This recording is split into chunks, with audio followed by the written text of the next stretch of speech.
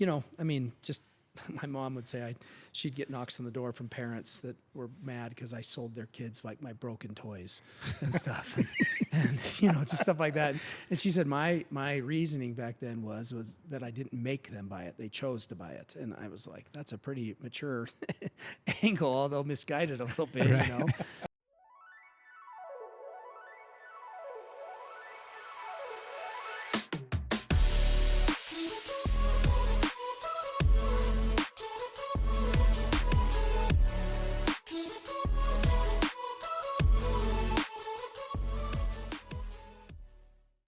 Welcome to Brain Stoke. I'm Tom Telford with Preston Niederhauser. We are live in EV Auto with Alex Lawrence. Thanks, Alex, for having us. Fun to see you guys. Glad you're here. Hey, what's it going to take to get you in this car today? The words you will never hear at this location to someone, Yeah. If they do, they're out of here. Yeah. Well played, P. Diddy. Good one. Wow. That was a good one. There we go. Caught me off guard already. No, EV Auto is clearly different. As soon as you walk in this building, you feel it, you hear it, you see it. Yeah, we turned the music off for this, right? Yeah. The hip hop's turned down for us today, but tell us all why EV Auto. Yeah, so EV Auto actually really was born out of EV cars. And so my co-founder, Logan, and I were talking 4 years ago in December, I think, even a little earlier than that. 4 years ago, December is when we first started. And both of us are early adopters, really always trying latest software, hardware, have for a very long time. And I was on the wait list for a Tesla. Logan had a Tesla, and he said, it's really a pain if I wanted to buy a used one of these. And I was like, you know what? You're right. It's a huge pain. And so he said, what if we did something where we made it easy for people to buy and sell them online? And I said, dude, that's a really good idea. And so we started working on that together and purchased the domain name EV Cars. It wasn't registered for $12. We had to buy it from somebody, and we also bought EV Trucks and a few other good domains, and eventually EV Auto. So sorry. No worries. And then started building a marketplace for people to buy and sell used electric vehicles. And as we were doing that, I realized, every business I've been a part of, I've either been the customer or intimately close to the customer, pretty much. And I didn't fit either one of those roles, really. And so we thought, hey, let's buy and sell a few cars under a car dealer model, because the marketplace is inspired by KSL, where the private sellers are free and dealers pay a subscription to list their cars.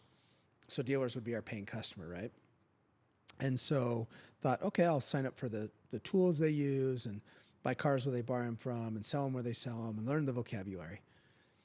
And so bought a car from an auction in California, sold it to a guy named Bill. I won't say his last name, but I can remember the car vividly and what I paid for it and what I sold it for. I sold it on KSL. And, learned a little bit, signed up for some software tools, signed up for some other platforms, bought another car, did it again. In the meantime, starting to build this marketplace, which, by the way, there still is not a good place to buy or sell electric vehicles online. They're all designed for gas cars, and then they've kind of shoehorned in electrics, because electrics only have a very small handful of options. They don't have a long list of upgrades or a long list of things you can choose from. It's basically, what kind of self-driving does it have? What are the color combos and what wheels? Yeah. I mean, that's it for most of them. There's, Porsche's always going to be Porsche, and they've got a million things you can choose from. But at the end of the day, really, most of it is broken down into that. And none of the sites still to this day really let you search just for those things. They make you, does it have air conditioning, analog brakes? I mean, every EV is new by definition. So they all have that stuff. So it's just a waste. It's just not a good experience. And it certainly doesn't say, well, how long does the battery go? And what's the health of the battery? And things like that. So we're like, hey, we're going to make this really elegant. The listing will be elegant. It'll only have like 5 or 6 things. When you search and filter, it'll be really easy to find stuff. Even if you don't know about these cars, it'll be easy to know quickly, because there's not a big mess of things there. It's like, here's the 3 choices you have on a Tesla for autopilot. And in 3 words on each one, this is what each one does, or 5 words. So started building that, bought 2 Teslas and sold it, and then bought 3 and sold them. And while we're building the marketplace. And started to have a conversation. We're like, wait a minute, we've sold 8 digits in Teslas out of essentially my garage, and we've been profitable every month for now like 2 years. Like, what are we doing? Why are we disrespecting this other business? It's super profitable. It's going really fast. Like, this is a hard thing to do. And so we made the decision about 2 years ago that we would pursue the car dealership model, and still in tandem with it. But we never intended to start a car dealership. That's the thing. No chance. That was not the plan at all. And so about 2 years ago, started putting more effort, more attention to that, and then started buying 6 and 8 and 10. And growing and growing and growing. And then it was like, okay, we actually have a very novel use for the marketplace that we're not sharing what it is yet, but we will. Maybe we can do another, probably not worthy of another episode, but we can talk about it later. So the marketplace works, it functions, it's cool, it has beta users, but we're going to use it for something different. And about a year and a half ago, I'd say, I get my timelines mixed up. We're like, you know what? Let's go all in on the dealership model. And so we started designing what we hope looks like a national franchise, like a national brand and concept between the sign and the logo and the build out. But let's also make for a really wonderful experience, because buying a car should be fun, and it's almost never fun. And buying an EV should definitely be fun. Yeah. They're computers on wheels, they're really fast, they drive themselves, all these cool things. And so in combination, we started building that out. And, eventually we rented a cheap little place in Layton that I love showing people pictures of, because it's a dump, it's super cheap. But we've been frugal and debt-free and investor-free and profitable every month since we started 4 years ago. And so some of that's from lessons learned, right? And trying to have the business build itself instead of force the business to be built. And we kind of a theme in my life, this piece of ground was not for sale. And the 2 I had before it fell through at literally like hour 11:59, very depressed over them both. You couldn't give me both of them combined now for this one. It's funny how that works. Yeah. But talked to the owner, just said, hey, would you, won't go into the details, but basically, obviously, he sold us the ground, and we built the building and opened up technically the second week of July. And we're really happy with how it turned out, and have big plans that we can talk about later if you want. Yeah. Sorry, long answer to a short question. No, it's great. It's awesome to hear that. You mentioned a couple things there that I want to maybe take us back in give the listeners some context. So you said lessons learned, and in knowing you, for our listeners, I'm an adjunct professor at Weber State. I'm a schmuck compared to Alex. Alex is tenured, PhD, very bright. And I've interacted enough with your peers who teach there as well, and students who you're beloved. I mean, you are known and you're highly respected there. So there's a connection that we have, together that way.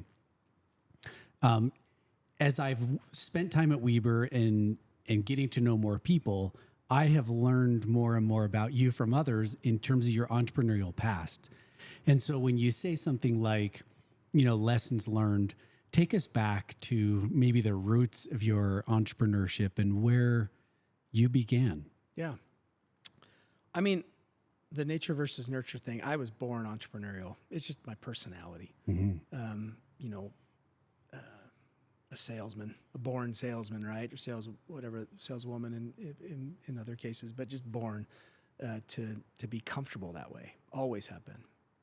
Talkative as a kid, wouldn't shut up. In fact, in a lot of instances where I'd get punished for that in school and things like that. So, I mean, I didn't ever want to be a something. My friends wanted to be an accountant or an attorney or a doctor or an athlete or whatever. And all those things sounded cool, but I never aspired to be a certain thing. And it turns out I wanted to be an entrepreneur. I just didn't really know what that was or what that meant. And you guys can probably relate to this. I mean, for many years, being an entrepreneur was not a cool thing to do. It was like what people did that who dropped out of school, or, it wasn't a cool thing. I mean, and so it's way different now. Now it's the cool thing, but many years ago it was not a cool thing. The cool thing was to go be a medical sales rep or a doctor, and those are still really cool things. But I think more people aspire to be business owners now than probably most other professions. Probably, right? It seems like, and so, I mean, just my mom would say she'd get knocks on the door from parents that were mad because I sold their kids like my broken toys and stuff, and just stuff like that. And she said my reasoning back then was that I didn't make them buy it; they chose to buy it. And I was like, that's a pretty mature angle, although misguided a little bit, So always been that way. I mean, started a car detailing business, which I actually interviewed earlier today. And I just realized that was my first real business, Perfection on Wheels Detailing, when I was 16. And lived here, not too far from here, actually. And up on the mountain here, there's a lot of very large houses. And I printed out on my computer a flyer, and it had like the old MS Paint car, and had like my pricing. And I just went around those rich neighborhoods and went door to door and was like, hey, I'll detail your car. I'll pick it up. I'll do it. I'll bring it back. And I'm grateful that that kind of stuff has always come easy to me and felt natural, just to go knock on strangers' doors and ask them if they'd let me wash their car, So I'm grateful and fortunate. I think that skill set I was born with it for sure. And there's plenty of other things I was not born with that I wish I was, but that's one. And so, always trying those kinds of things in my early teen years and stuff. And then, I went to college at the University of Utah, and it was okay. I mean, I did fun social stuff, but I was a C student, didn't really like it. Couldn't tell you any of my teachers' names to this day, not one. And was still looking for something.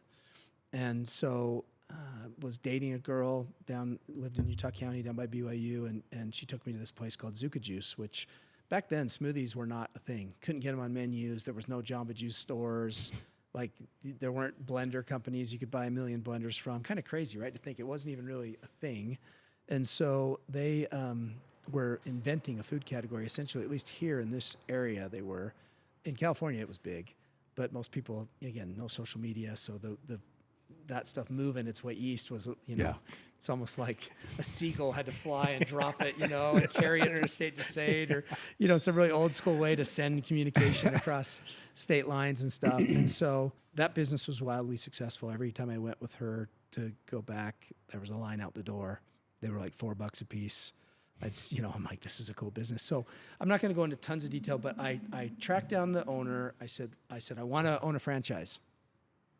Never owned a franchise before, had no money, had never even owned a real business before. But then he's like, okay, great. Like, where do you want to own them? How are you going to do them? And I said, I'll put together a plan and come meet with you guys. And he said, okay, do it. I'm pretty sure he thought, and I can't remember, but I think he told me, I thought I'd never hear from you again. So I went to my friend's dad, who was the richest guy I knew. And I said, here's my plan.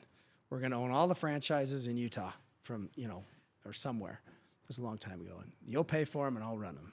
And he's like, okay, let's go. So we go down there and look at it. And he's like, wow, yeah. I mean, it didn't take a lot to know, wow, this is a cool business. It's unique. And so we went to healthy ice cream. Everybody's on board. People didn't realize. It's like, hey, I'm going to be healthy. I'm going to go get a bagel and a smoothie. 1,000 calories later and a bunch of sugar. Totally. Yeah, it's so funny. New and fresh. Yep, exactly. And so we met with them. We put together our pitch. They liked me. They really liked him, right? They saw his personal financial statement and were like, ooh.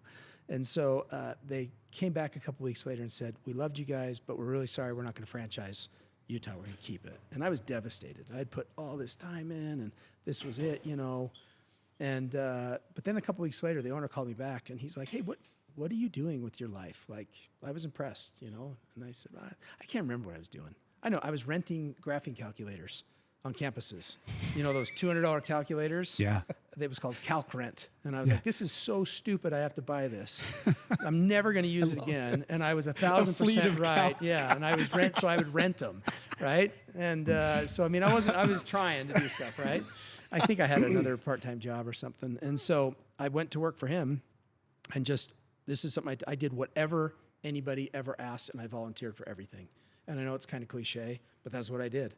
And I mean, you name it. I sold franchises. I built franchises. I operated franchises. I searched for locations. I picked locations. I negotiated new deals. I did stuff I had no business doing. But I got to be on a rocket ship ride of a very successful business that grew really fast. And I eventually got some equity in some stores in Idaho. And I'm going to tell you one more story because I think it's formative to things that I've repeated. I did it for this location. For this location, I did the same thing. So this franchisee, he owned Idaho, and he couldn't find a location. He'd owned it for like a year and a half or something. He owned Pocatello and Rexburg, and I think just those two. And he said, would you mind driving up and trying to help me find something? You know, I said, sure. So I drove up there on the weekend, and I asked around. I'm like, what's the busiest, best intersection in town? And I remember this story that I'd heard from my grandpa many years earlier, that Smith's grocery stores, they would go to the police station and they would say, which intersection has the most car accidents? And then that's where they would locate a store. Kind of interesting demographic study, right? So I went into Pocatello, Idaho, and I said, what's the busiest intersection here? And they said Yellowstone Avenue and Pocatello Avenue, I think, something like that. So I went down there, and lo and behold, it's like a Starbucks and a movie. You know, it's like, yeah, of course, that's where. Do you think there are any vacancy signs? Right. No. I mean, no. And most people, when they're looking for a location, that's what they do. They just drive around and look for vacancy signs or for sale signs. But sometimes there are no for sale signs or no vacancy signs, especially on the great locations, right? If they were, everybody'd be competing for them. And I mean, sometimes there are, but most of them not. So I just went around and started knocking on people's doors and saying, do you want to move? Or, you know, would you want to sell your lease? Or, you know, you thinking about retiring or whatever? I mean, and guess what? One of them said, yeah, actually, we've been thinking about, and I can't even remember the reason why. It was a paint store. I believe it was a Sherwin-Williams paint store, and I think maybe they were moving to a different part of town because it wasn't ideal for a paint store anymore. So busy, not great for them. And we got this location that was like right on the corner, Starbucks-esque, you know, and everybody's like, how did you do that? Well, I didn't just drive around and look for rent signs. Right. And then when we opened, and again, so I just am grateful. I have lots of shortcomings, and I'd like to talk about those. Made lots of mistakes, have had a lot of issues in my career that have been challenging and stuff. But this kind of creative marketing gene, I just started looking around, and back then there were signs everywhere throughout town that had you put the individual letters on it with the big stick, and put them in there. And so I just walked all around town and said, hey, if you'll put this up there, or I'll put up there for you, that says, welcome, Zuka Juice opens June 12th. I'll give you and your whole team free smoothies for like 3 days or whatever it was. And so you can imagine, especially since I was willing to put it up and take it down, everybody said yes. So I'm not kidding you. You drove all through Pocatello and every sign said, welcome, Zuka Juice opens June 12th or whatever it is. Again, it cost me free smoothies, but even now, I think, dude, how'd you come up with that? That's a really good idea. The whole freaking town looks like they're welcoming you to down, So anyway, we can go. There's a whole other side of my career. I went down franchising. I got an MBA from Weber State, which is a dramatically different experience than the U. I love that place. That's so many things happened to me there that were positive and turned me around on education and teaching. And then I switched into tech and. Yeah. Back to Weber State. Yeah. Anyway, again. So it feels like you're not afraid to buck any trend that exists, right? Are you anti-establishment? What is it? What's in there that allows you to just not really care and just go do it? I mean, I care. I think, there's a good side of that and a bad side of that. I mean, I like to break rules, but rules are also important to follow. And so it's like this weird combination. And again, it's also been a challenge in my life. Like when do you need to accept norms and conform and have that not be bad? Have those even coming out of my mouth almost sound like negative words, but they're really not in the right setting. But when do you push boundaries and push to do things different and try new things? And I don't know the answer to that. But I think that I do enjoy thinking about, why doesn't this exist? I mean, you guys probably, I drive around all the time. My wife, if something new is being constructed, I got to know what it is. Like, what are they putting there, right? Or if there's something that's successful, I want to know how it works. Yeah. Or if there's something that's not, I got a million ideas of how it might be. And I'm not saying any of those are good ideas or good, but it's just the brain just fires on that stuff. And so. Curiosity. Very much so. Yeah. Very much so. Yeah. And that's the only reason I have the college degrees I do. It's curiosity. That's it.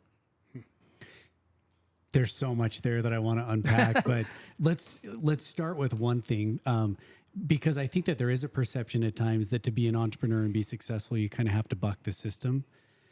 Do you consider yourself a maverick or a disruptor, an industry disruptor? In this business, I think for sure, EVs are hard. It's a hard industry. It's confusing. A lot of people are losing a lot of money. They're a political hot button, which is weird for a car. It's a very bumpy road and will be. And so, but I'll be 50 years old next year.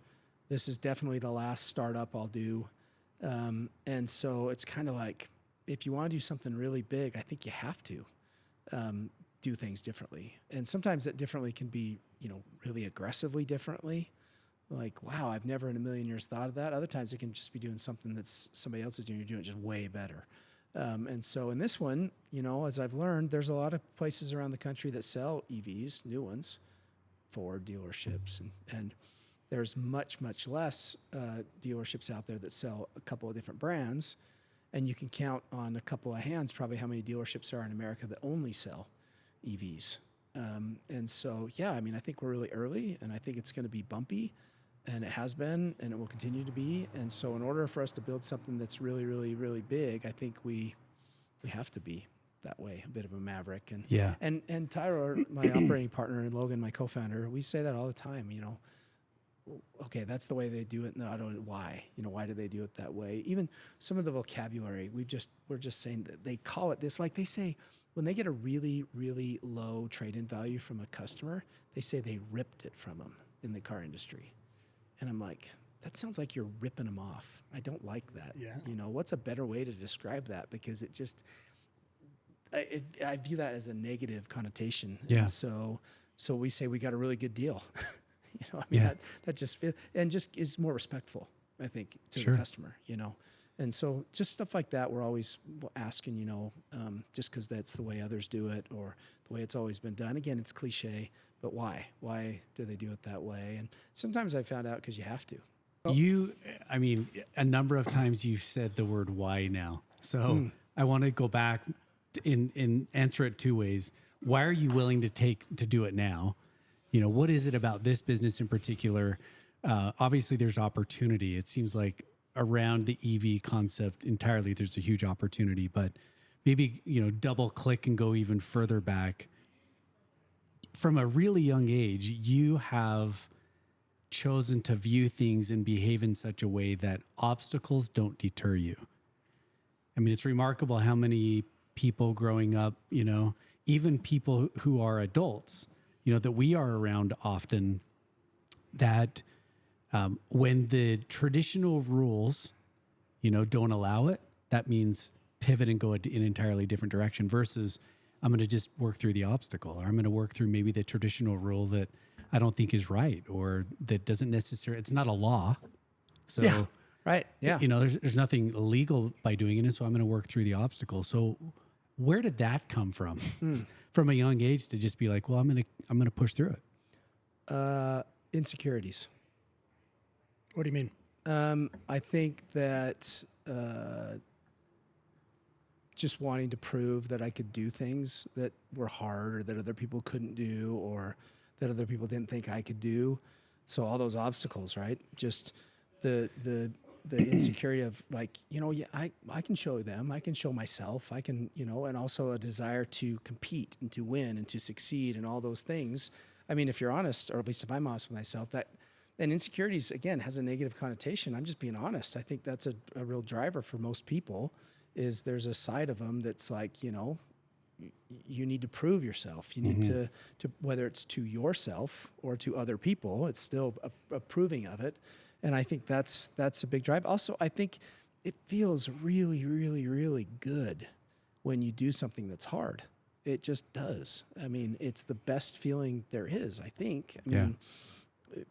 Bike races, whatever. It doesn't even matter what it is. If it's hard for you and you persevere and then you do it, gosh, there's probably not a better feeling. So it comes from a place of, I was always the new kid moving all around, always had different friends for short periods of time, moving all around and stuff. And so always kind of having to prove myself and start over and do that stuff. And then, just a personal inner drive and a love of feeling, accomplishing stuff feels so good.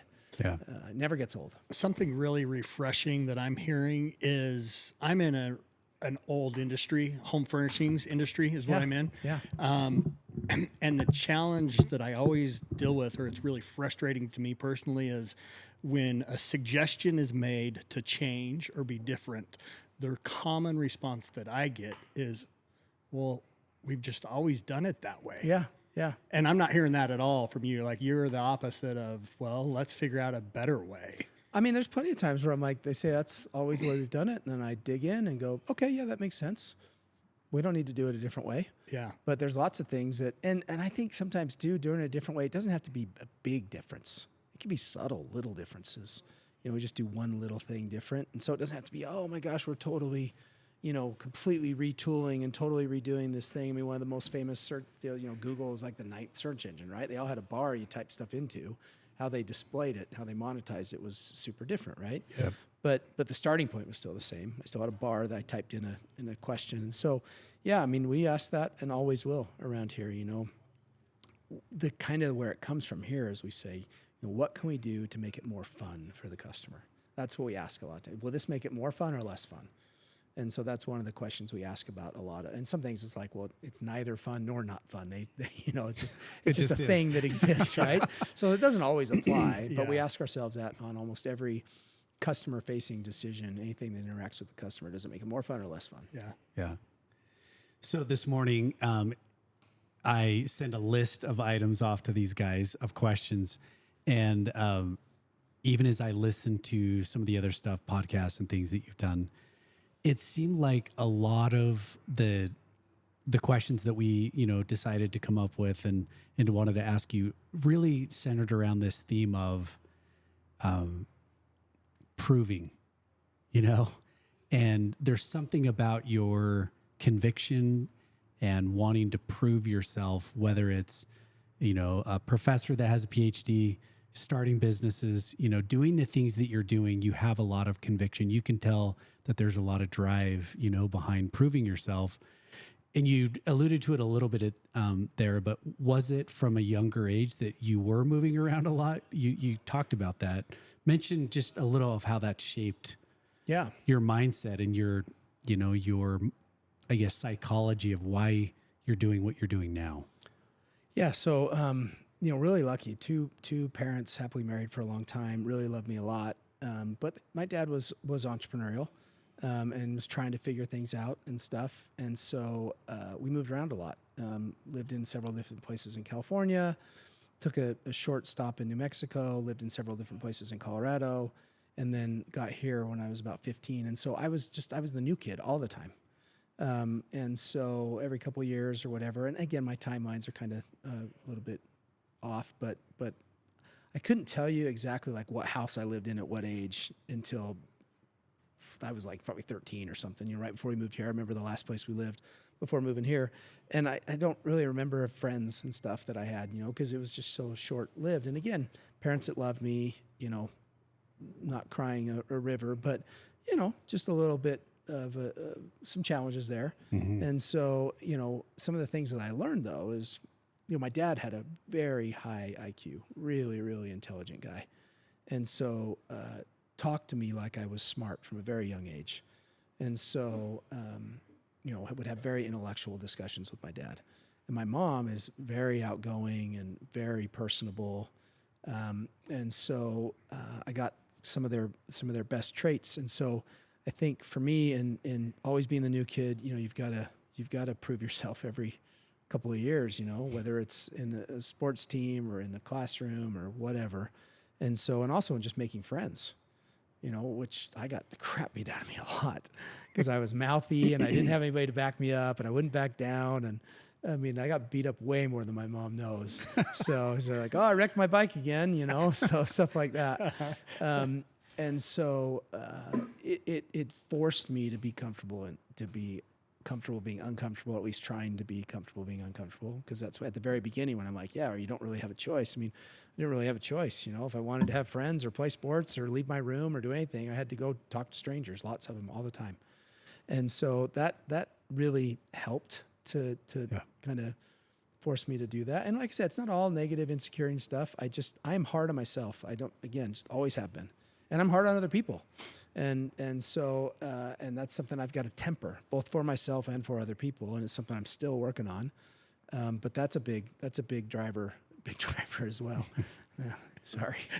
He was not supposed to be here today. Wants to be in the camera. So, Hey, yeah. buddy.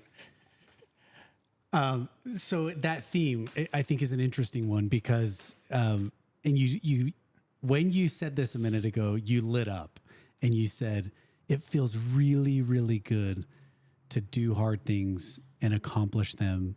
And it's a theme with, Brain Stoke, the stories of struggle in Stoke is really all about us sharing people's stories of being okay with good hurt, right?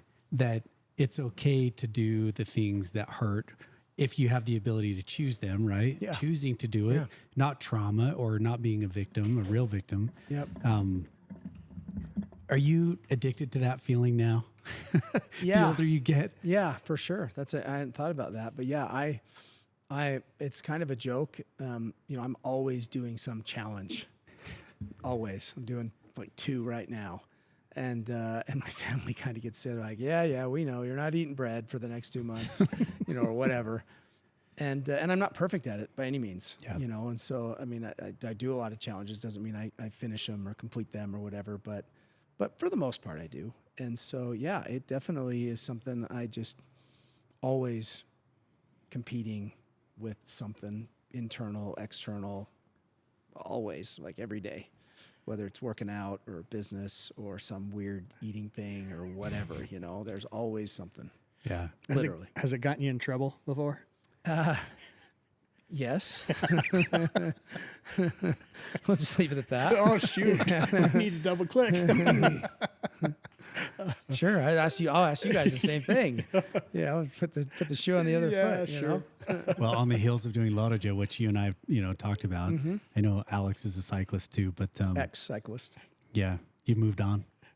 Yeah, I haven't pedaled a 2 seconds in many years. I don't even own bikes. So Other hobbies. What are you stoked about right now? Speaking of which, I mean, we talk about the 5 S's, right? About getting outside, sweating, enjoying the sunshine, doing those things. How do you get your serotonin yeah, I like on? those 5 S's. I get a lot of stimulation here.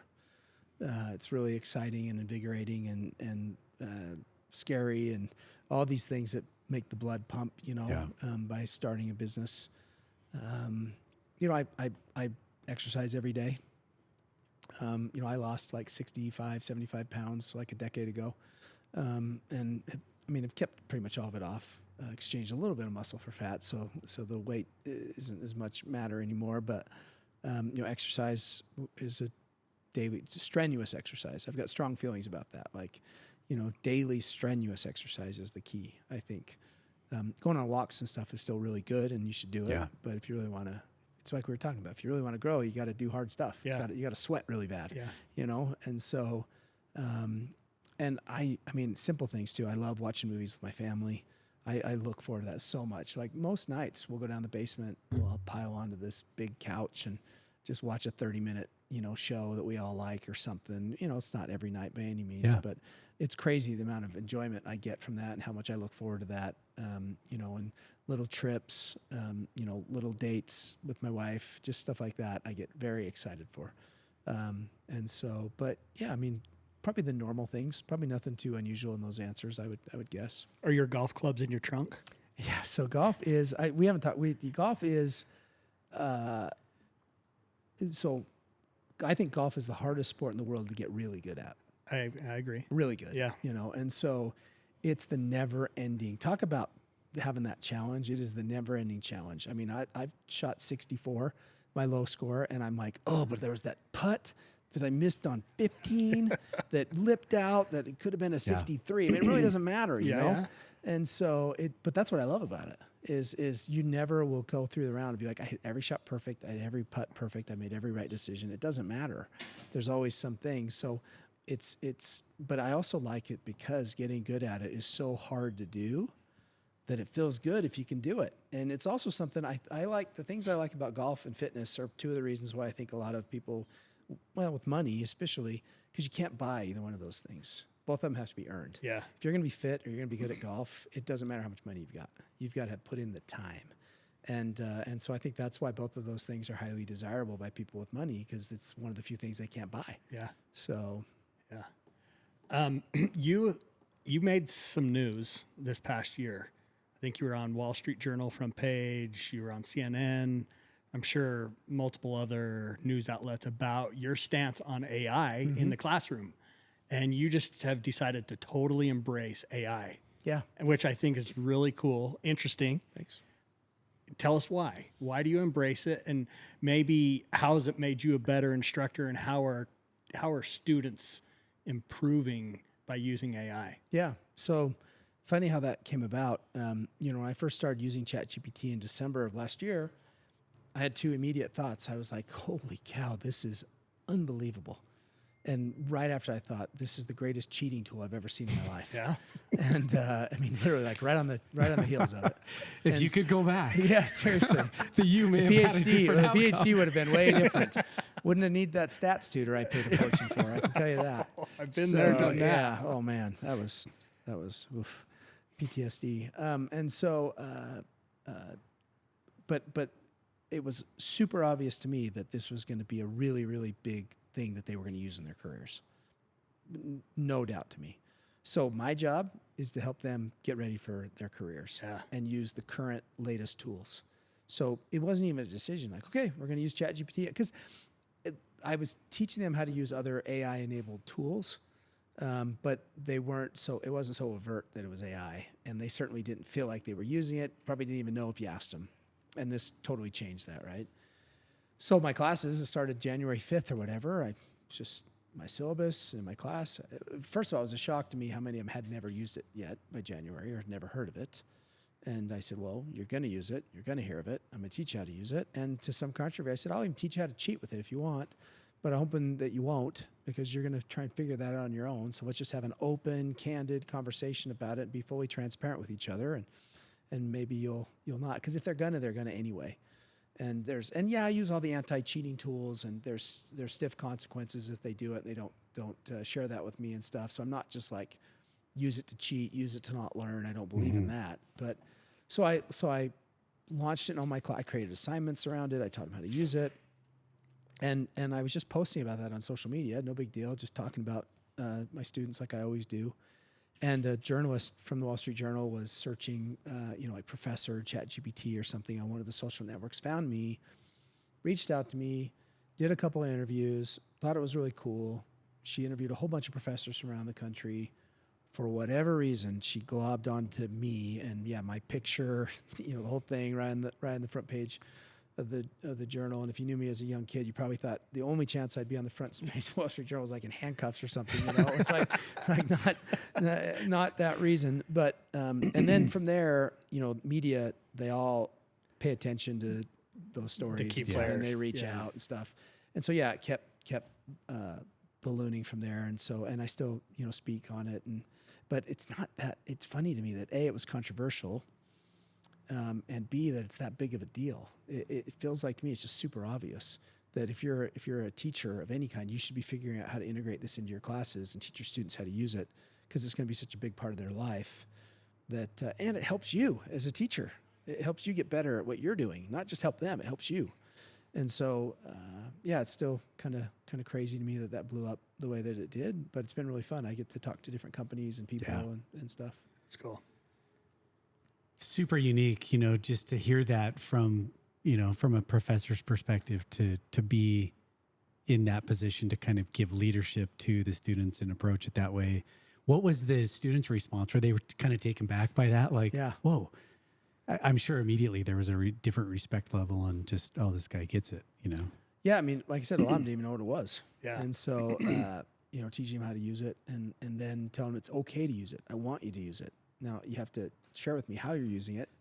And I've got some pretty good anti-cheating methods in there. They've got to take screenshots of stuff, and they've got to explain things to me in their own words without notes, which means they've internalized it, so they're not just letting GPT do all the work. And there's there's thousands of other tools out there, so they're not just using GPT in my classes. They're using other tools. And yeah, I think they appreciate it and respect it. And hopefully at the end of the day, what really matters to me is that they're learning from it and they're using it, and it's making them better and more prepared for when they leave my class and go out into the real business world. What would you say is your favorite characteristic of a student? You know, I have some students that immediately jump into my mind when you say that. And the ones that I think have been my best students, some of the things they do are the boring stuff. They never miss class. They're always on time. They don't miss any assignments, you know, and I'm not even saying they're the smartest. They ask the most questions. They turn in the best work, but their consistency is just really, really good, because I'll have them in multiple classes and I'll see that they're that way across all of them, that they ask questions. Not like annoyingly so all the time, you know what I mean? But they ask questions when they really have them, and that they put in the time to put forth good work. And again, I'm not saying A work. I'm just, because everybody's different, but it usually is, you know, B's and A's and stuff. And the students that do those things, they stand out. Yeah. And they do really well. And not coincidentally, the ones that I know of that meet that standard do well after they finish the program. They're doing well in their life and in their careers. And there's two things in all of my syllabi and all of my classes for this last decade that are the things that they'll probably hear in their sleep if they ever think back to their class with me. And one of them is how you do the little things is how you do everything. And the other one is don't mail it in. So it's like, look, the little things matter, details matter, and give it your best. And you know, I really feel strongly that if they do those two things in their life's going to be better. Their work life, their professional life is going to be a lot better. Yeah. When you think of the students that come through the program, how many years now have you been? I think 10. 10. Yeah. So a lot of students you've had over the years. Mm-hmm. What would you say when you think about them and where the world is today? What are your thoughts, just maybe even advice that you have for them about, you know, the generation they're growing up in and what's going to be important for them and the skills and the attributes? You just talked about consistency, don't mail it in, be present. Other thoughts that you have just about that generation in particular? I think I mentioned this with my own kids and with them. They have a hard time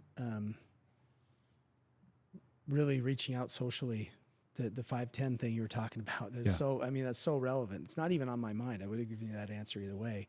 Just talking to strangers, meeting new people, conversing in person, personal relationships, you know, individual interactions and stuff. It's just with phones and Zoom and social and all that stuff. It's that stuff's retracting, which is kind of ironic. I'm a big tech guy, new adopter, early adopter. I love all that stuff, but that skill set is going to be even more of a differentiator. And so if you can practice it and get better at it, I think they're gonna you know, really achieve more. And you know, it's so hard for me because I worked 100 hours a week for a really long time, and I was a very mediocre father and husband. I didn't have any hobbies, you know, all this stuff. And so it's hard for me to tell students, well, don't work your life away, you don't have work-life balance, you know, do all these things, when I also know that you know, they need to work harder than most people in order to, I mean, you brought this up earlier, to work ethic. And so I don't know where the balance is, and I feel kind of out of place, like giving too much advice there. But all I'll say is that they need to focus on that and figure out what will work for them, so that they don't get too far down one path or the other and have a bad marriage or bad relationships or unhealthy personal health. And it's just so hard, you know. It's just such a push and pull, give and take. I'm still trying to figure it out. Yeah. It is. We talked briefly before, maybe even we hit the record button today, but we talked about this formula that it's always going on in my head. And one of the multipliers in the formula for success is just interpersonal risk, you know, and that's what I think you're referencing. And we've talked about this briefly, but when you think about, you know, going back to your high school years, I think one podcast I heard you say something like, I was doing really well in the class, but when it came to giving the oral report, I was like, I can't do it. Yep. You know, I was not capable of standing in front of the class and giving the speech. And now, I mean, you're on CNN. Yeah. You know, that's a story I love to tell my students, because I I mean, think what an extreme progression of kind of owning what was uncomfortable and the good hurt, right? So Yep. talk about that. Just No, it's one of my favorite stories to tell my students because they see me, on TV or speaking in front of an audience or whatever, and I'm very comfortable with it now. I enjoy it now. It's a rush. But when I moved here as a sophomore, I was the new kid again, and I was in a marketing class that was mostly juniors and seniors, and marketing class came really easy to me. So I had an easy A. And the big assignment at the end of the quarter or the semester or whatever was to do a presentation in front of the class.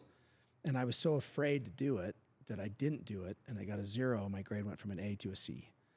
And I look back on that and think, that's just crazy to me. It's just crazy to me. But over time, I would just continue to force myself to do it, to speak or to stand up or to raise my hand, because I was when I talked about knowing people and being the new kid and stuff, that was always in smaller groups, right? I was still terrified to get put up as the not knowing anybody in front of a big group, and that was still scary. And I think that's fairly normal.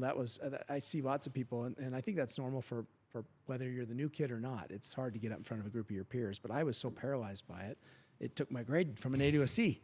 And so just over time, I just kept saying yes, kept doing it. But there's two reasons. There's another reason to it besides just pushing myself through it. And that's practice. The more you practice at something, the easier it gets and the more confident you are. So, like when I was on CNN or whatever, I didn't have any notes. I didn't think about even what I was going to say. I knew the topic. I was comfortable with the topic. So bring it on, right? And so I wasn't worried about, but I will tell you a quick funny story. I'm sitting there in the virtual green room, and I'm waiting on Friday night live. Millions of people are going to watch, and I'm just kind of like, holy cow, it's weird. There's this camera here, and the producer's in my ear, and they're like, okay, you're beyond. And my watch goes off and says, your heart rate is at an unusually high rate, or it gives me that warning, right? And so, I mean, I was definitely amped up, but it still wasn't nerves. It was nerves, positive nerves, and excitement. So It's the same concept of where, I'm going to allow AI, ChatGPT in my classroom, but when you present, you're going to present without notes. Yeah. You've got to know your stuff. Yep. And then you can stand in front of me and be confident, and then it works. Yep. And it feels like it's a lot of the same concept. It is, yeah. And so my students, if they practice it enough, they'll be confident enough to talk about it in front of other people. Yeah. So, yeah. that practice is key. And you alluded to it earlier, but practice, oftentimes we kind of view it as like, that it happens in perfection or you're killing it in practice or whatever, when in reality, practice tends to be just, a bunch of volume of doing it the wrong way. Yep. So earlier you mentioned some of the struggle throughout your career. When you think back, are there key moments where, man, it was a dumpster fire? It was like one moment in time where it was hard. I mean, it hurt, and it helped, but it helped shape now where you're at. But tell us a story a little bit about that. Some of the heavy struggles of, getting where you are today. The one that jumps into my mind, it's interesting. I think a lot of people generally would reflect on that and have something maybe earlier in their life or midway through their career. For me, it was 4 years ago, maybe a little more than that, maybe 5 years ago. 4 or 5 years ago. And it was just, my life was just so out of balance. Just like I just completely lost track of the kind of important things in my life. And just was really on a bad path, just unhappy with myself. And my wife, who has been through the roller coaster with me of 22 years, was like, rightfully so, like, you need to figure this crap out and change this stuff. And she was 1,000% right. And really, has been there for me and supported me and loved me and helped me to make some really big changes. And things have been infinitely better since that time. And so for me, it took till I was, 45, 46, something like that, to really like figure all that stuff out. So I would recommend doing it sooner in life if you can. Yeah. But yeah, and there's always imperfections and personality defects and things that will always be challenging for me and probably for most people. But just getting to a point really where you have to figure out, what really matters to you, who you really are, what you really believe, and then aligning your behaviors and your intentions with those things. And, sooner in life you can do that, the better. Yeah. But for me, it was about 4 or 5 years ago, and that dwarfs any other time frame in my life where hard things kind of came to a crescendo and turned into really beautiful, great things. Yeah. What informed the process for you to get through that? Was it mentors? Was it reading? I mean, what did you put in your Zuka smoothie of getting through that time? Yeah. I mean, what allowed it? Well, for me, it was faith.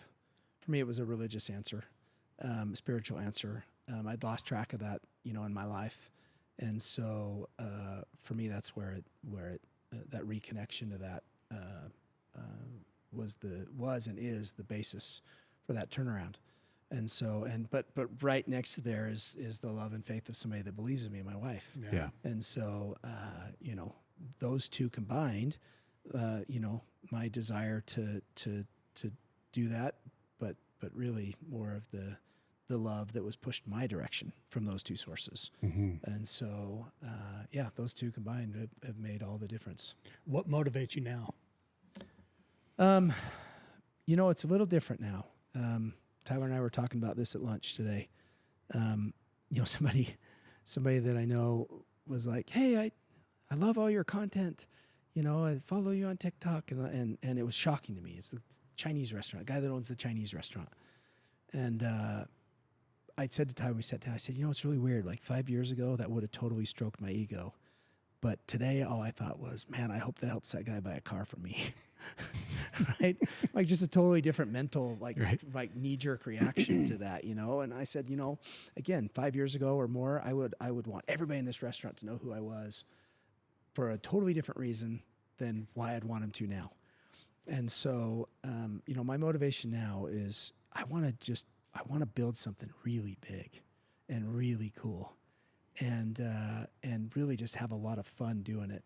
And I want it to be really rewarding for my wife and kids, and for Tyler's wife and kids, and for Logan's wife and kids. I want them all to feel just rewarded in all the ways, not just monetarily, but that's certainly a big part of it. And I think that's totally fine. I hear this stuff and read about this stuff all the time, people that are motivated by money, this or that or the other. And I'm like, yeah, I totally agree. If that's your primary motivation, even if it is, a lot of people are going to be wildly successful. If that is their primary motivation, cool, good for them, whatever, teach your own. But I think it's totally okay for it to be a big one, and I've worked really hard for a really long time, and everything I've done has been moderately successful, doubles in the baseball analogy, right? And our family, I'm very grateful, feel very lucky, but this is the $1 billion idea, this is the big thing. And we put all the chips on the table, burned the boats, all the analogies, right? And have been very public about it, which was a strategic decision that we can or can't talk about. That like, look, it's either gonna succeed in public or fail in public, and it's either gonna be the biggest thing I've ever done or the biggest failure I've ever made, but it's also gonna be the last of either, And I'll go back to being a full-time professor and have a good life, one way or the other. And I'm gonna maintain my teaching no matter how big this thing gets, or small or whatever. And so, yeah, just the motivation to build something big with and for people that I love is I think and to have it be very financially successful. Yeah. Again, I think those are the one more than the other for sure, but those two things go hand in hand. Yeah, right on. When I think through I'm trying to just connect the dots as we've talked to you. One of my favorite questions in asking people when I interview them for employment is, tell me about your process. And oftentimes they look at me like, what does that even mean? And for me, that tends to be things like how I make decisions. Mm-hmm. What do I go through? Who do I seek advice from?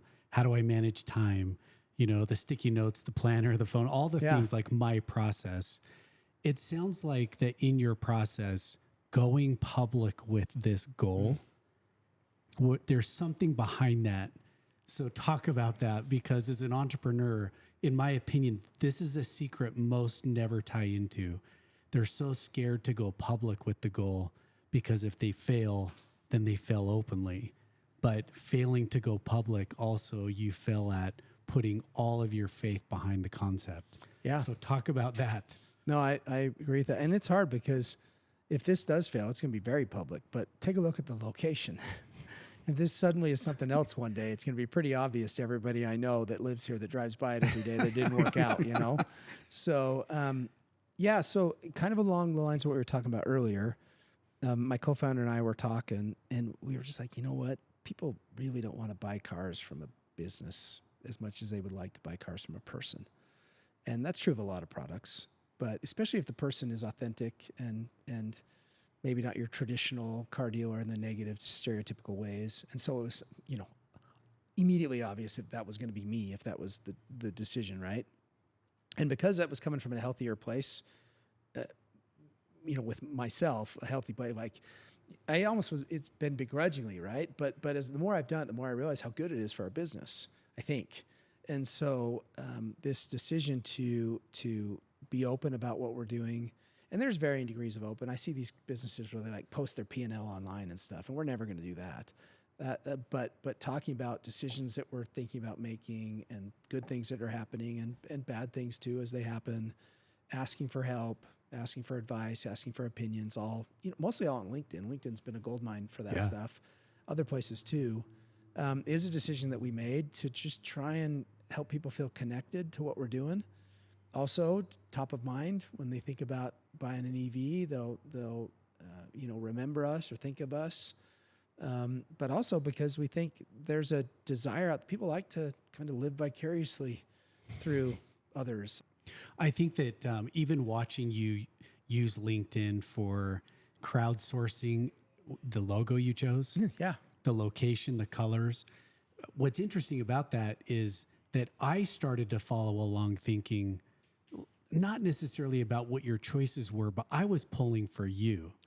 I was like, I really want these guys to do well. So your vulnerability and your transparency about your goals has become very human, in my opinion. Yeah. And so, Hope so. you know, I feel like, I mean, people are pulling for it, you know, because you've brought them along in the journey. And I think that there's some magic in that, you know, to kind of see what's next here. Yeah. So I can't remember if I mentioned this to you or if it was earlier today. But when we started with one, the goal that we stated day one was we want to be the largest seller of used electric vehicles in America. And so that's why the place hopefully looks like a franchise that you could drop into Austin, Texas, and nobody know it wasn't, you know, a franchise, if you will. And so, so we're working on location number 2. And in talks with other, you know, car people around the country about, you know, maybe other spots and stuff. We still haven't raised any money or done anything like that, and don't have any plans to. But yeah, we're going to try to still methodically, frugally, wisely grow really fast. And I don't know if we can do that. So there's going to have something's got to give, you know, at some point. Yeah. But yeah, we're working on the second location, and you know, a year from now, we'd love to have, you know, maybe 3 open and running, maybe our 4th, you know, getting ready to happen. So, but yeah, got a pretty big dream and pretty big plan, and but honestly, right now, all I'm thinking about is, can we sell a car today? Yeah. And we did. So, Yeah.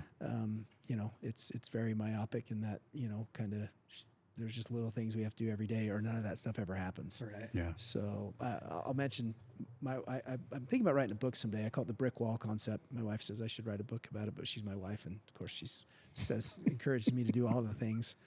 But it's worked really well for me. It's this tunnel vision that there's this brick wall that's 1,000 miles wide and 1,000 miles tall, and the only things that I can see are the stuff on this side of the wall. And so it doesn't even matter. They don't even exist. I can never climb the wall. I can never get around it or through it or over it. So I don't even devote a minute of energy to it. And so, but as soon as that thing is handled and for me right now, it's, do we sell a car today?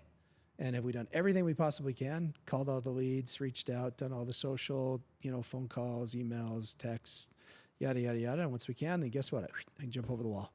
And then there's the next thing, right? And so I don't know if that's great for everybody, but that tunnel vision, that hyper focus that can be good and bad in my life is how I dice up a lot of the things that we're trying to do here. Yeah. That's awesome. Is that why that's a brick wall? You know what? I never even thought about that, man. As you said that, I'm Yeah. like, is Never this thought about guy that. We just think it looks creating cool. Yeah, Well, it does look yeah. cool. So I Of never course thought it about does. that. So, and we'll I think probably, it's brilliant. yeah, that's interesting. Speaking was- of, go ahead. No, I was just going to say, speaking of cool, there's a Hummer in Yes. your lot. What is that? So that's the new Hummer SUV, Okay. and it's just barely out. So not There's- the pickup truck. Yep. This is slightly different. It's slightly different. We're definitely gonna go for a ride, right? I hope. Yeah. It's it weighs 9,500 pounds, and is faster than most sports cars on the road. It's really cool, and we just got yesterday, and I think it's one of the first ones in Utah to be delivered. Yeah. And it's really it's probably the Hummer is my favorite electric vehicle right now, if I had to choose one. It's very impractical and it's very over the top, but it's just an engineering marvel, and the top comes off, and Yeah. it's got a loud stereo. It's just fun. You know, it's Yeah. just pure fun. Yeah. So, and it's also for sale. So, guys. Tom? We got to take a ride. Yeah. GT. Yeah. He's going to like it. Yeah, totally. Yeah, it's really fun. I got to go back to something you said, because I'm picturing some of your students hearing this, and I think that there's brilliance in what you just said about the brick wall concept. The other day I was on the phone with who I consider a brilliant marketing and business leader in the state of Utah. His name is Brett Barlow. So right now he's the CEO of a company called Every. Been a plural site, Skull Candy, all these places. Yeah. So in that conversation, Brett said something brilliant to me on the phone. He said, when we sit together as a team, our mantra is dream big, but execute. And there's something brilliant about this brick wall concept that every day you're trying to build, this business that can go state to state, sell the most EVs in the country. Huge, huge vision that you have. And yet today you're thinking about the one car, right? Just execute today, keep moving, keep jumping over the brick wall.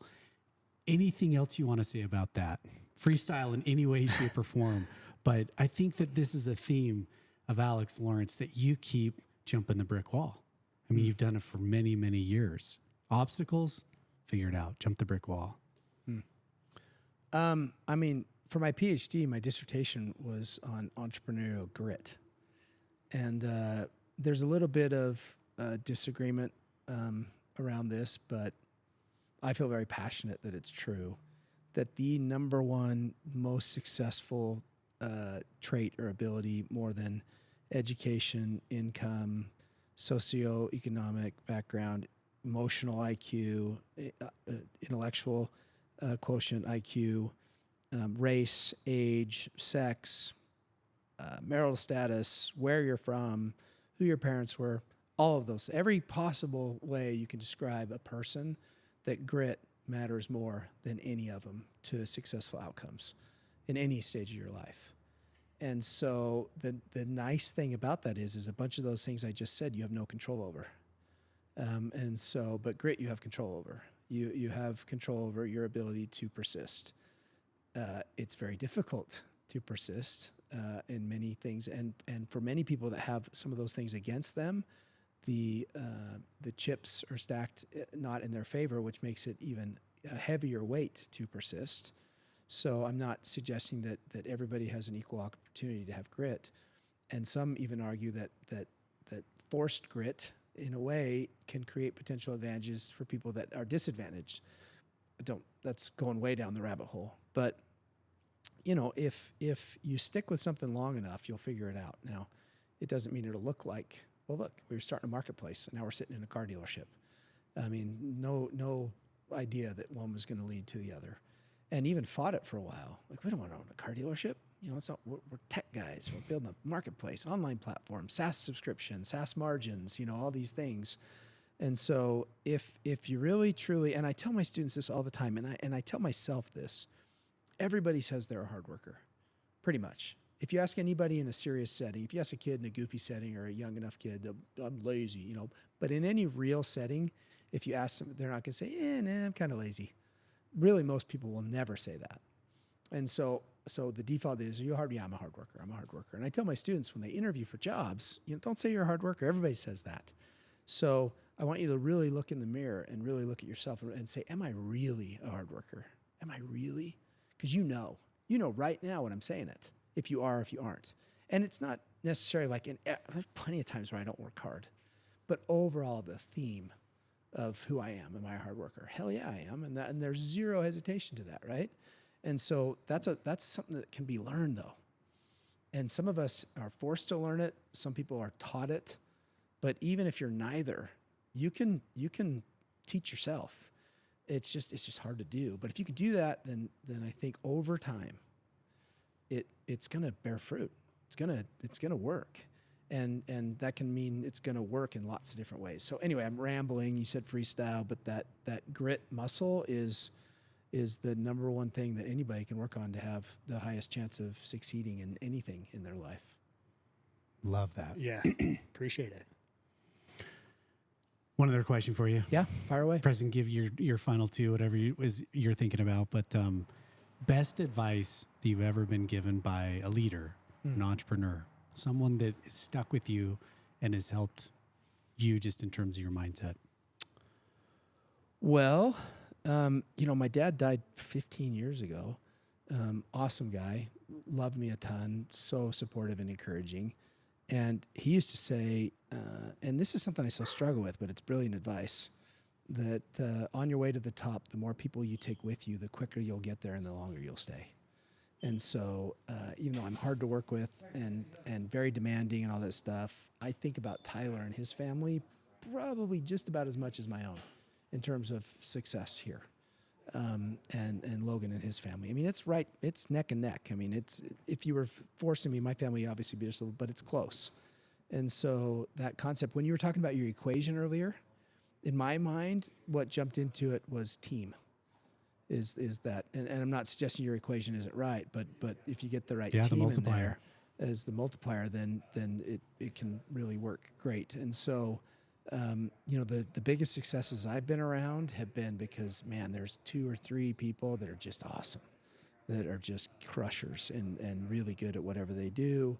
And so, between Logan and Tyler and myself, I think we've got 3 people that are really talented and committed, and there'll be more. There'll be others that come on. And so there's no way we'll be able to accomplish that dream here of being this really fun, big, awesome company unless we can get other people that really want to come along for the ride, but also will do well on the ride and find success. And so that idea of looking outside of yourself and trying to bring people, and I don't want to be hypocritical. It's something I've struggled with, but it still doesn't mean it's not great advice, which was the question you asked, right? Yeah. It's not, tell me the best advice you followed. Tell me the best advice you've been given, right?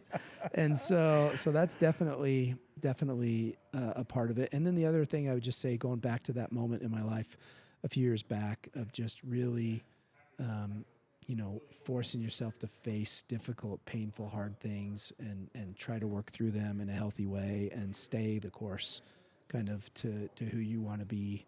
And again, it sounds cheesy and cliche, but the sooner in your life that you can do that, the better the ride's going to be, and the longer it's going to be good, because the last 5 years have been better than the previous 45 years of my whole life.